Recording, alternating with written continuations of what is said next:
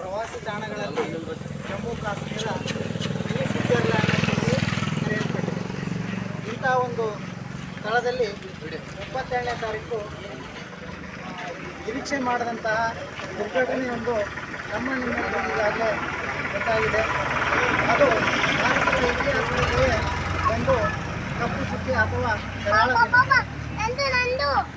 ಅಲ್ಲಿ ಹೋಗಿರ್ತಕ್ಕಂಥ ಪ್ರವಾಸಿಗರಲ್ಲಿ ನಮ್ಮ ಕನ್ನಡಿಗರು ಇದ್ದರು, ಬೇರೆ ನಮ್ಮ ದೇಶದ ಇನ್ನುಳಿದ ರಾಜ್ಯದ ಎಲ್ಲ ಪ್ರಜೆಗಳು ಇದ್ದರು.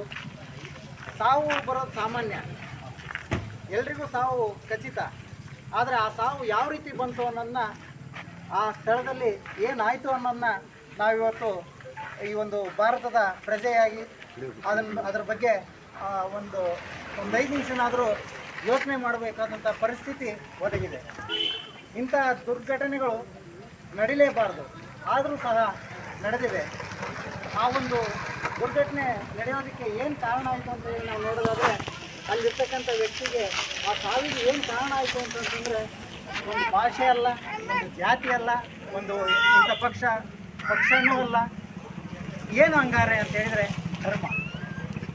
ಧರ್ಮವನ್ನು ಕೇಳಿ ಅವನು ಈ ಧರ್ಮದವನು ಅನ್ನೋ ಕಾರಣಕ್ಕೆ ಕೊಲೆ ಮಾಡಿರುವಂಥದ್ದು ಖಂಡನೀಯ.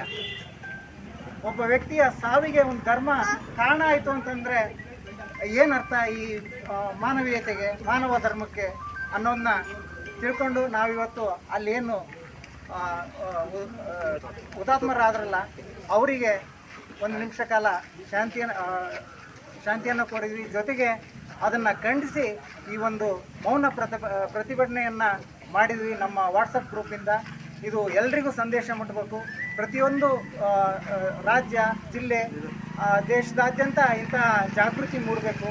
ಭಾರತೀಯರ ಆ ಒಂದು ಏನು ಭಾರತೀಯತೆ ಅನ್ನೋದೇನೈತಲ್ಲ ಅದನ್ನು ಎತ್ತಿಡಿಯೋದಕ್ಕೋಸ್ಕರ ಇಂಥ ಎಲ್ಲ ಮೌನ ಪ್ರತಿಭಟನೆ ಅಥವಾ ಉಗ್ರ ಪ್ರತಿಭಟನೆ ದೇಶವ್ಯಾಪಿ ಬಂದು ಎಲ್ಲರೂ ಜಾಗೃತಿ ಆಗಬೇಕು ಅಂತ ಹೇಳಿ ಈ ಮೂಲಕ ತಮ್ಮೆಲ್ಲರಿಗೂ ವಂದನೆಯನ್ನು ಸಲ್ಲಿಸಿ ನನ್ನ ಮಾತುಗಳನ್ನು ಮುಗಿಸ್ತಾ ಇದ್ದೀನಿ.